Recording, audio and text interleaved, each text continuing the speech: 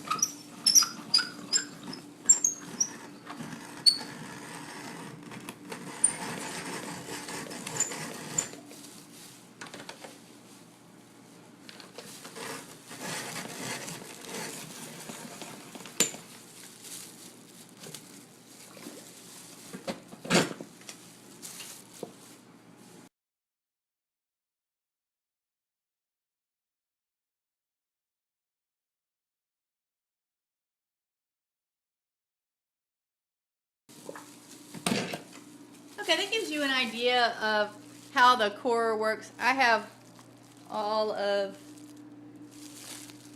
these in a 5-gallon bucket to do. So we'll come back when I get them all done and in the lemon water, and we'll move on to the next stage, which will be processing them in the blender. Hi, okay. I have cored and peeled all of my pears. I think I have probably a little over 20 pounds. It took me about an hour and a half to do that. So it came down to this big bowl and this big bowl. So I'm going to start putting them in the blender. Again, this part will take a while. So I'm just going to show, I'm going to put the camera on it just for a little bit so you can sort of get the idea. And then I'm going to turn it off and get my pot full.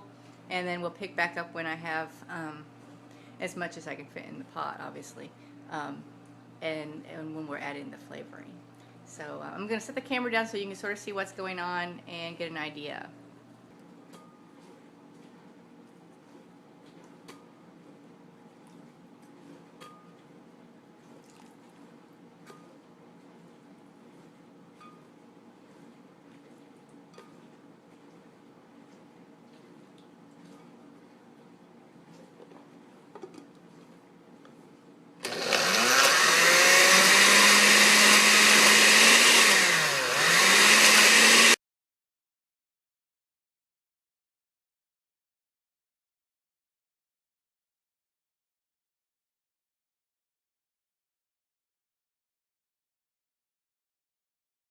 Okay, and that's about all that blender full can go. So you can see that once it gets started, it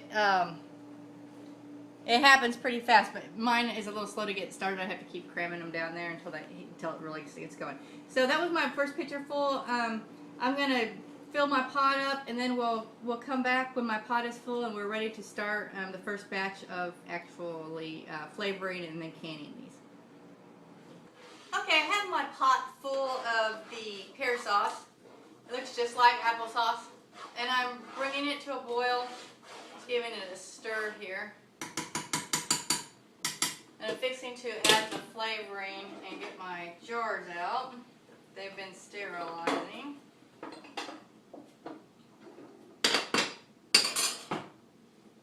And letting those boil. I'm going to go ahead and get my jars out.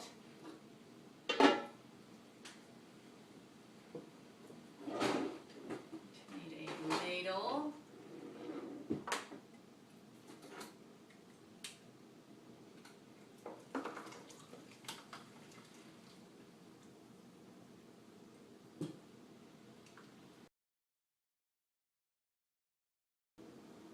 Okay, I tend to use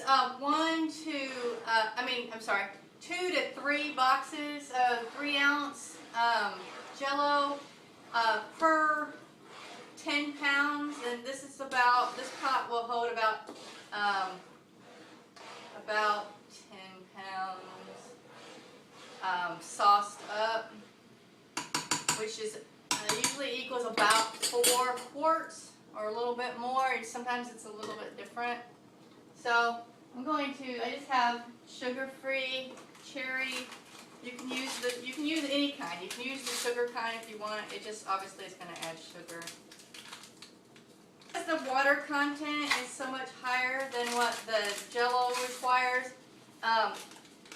it will add a very minimal amount of thickening to your final product. It's just really gonna be just a flavoring. Gonna stir them in. It'll make my applesauce a nice pink color. Okay, I'm just stirring it up until I see that it's all pink.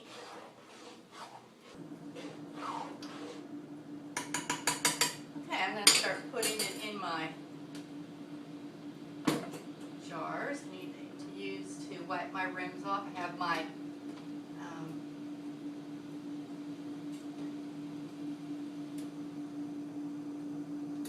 funnel here, and I'm going to put it in there. I'm going to leave an inch of headspace, so just right there when I hit the top.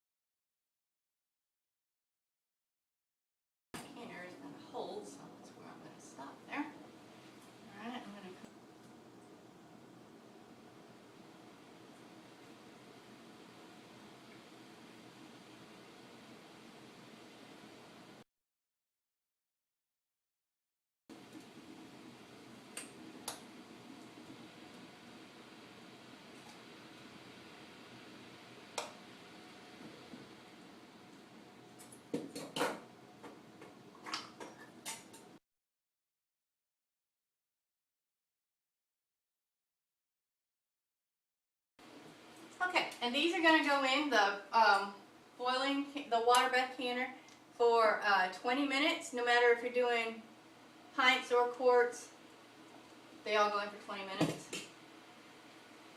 So So I'm going to put this on here and I'm waiting for it to come to a rolling boil. Let me give you a look inside the canner. There you go, inside the canner. So I'm going to let these come to a boil, and then I'll turn on my timer for my 20 minutes, and I'll see you in a few minutes. Okay, y'all, it's out of the canner. I did 2 batches. Let's see what we got. We got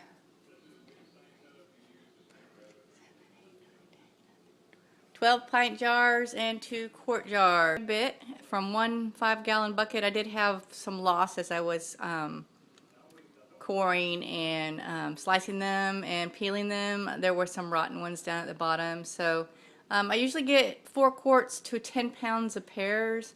So looks like maybe we didn't get quite as much as I thought I was going to get out of this bucket full.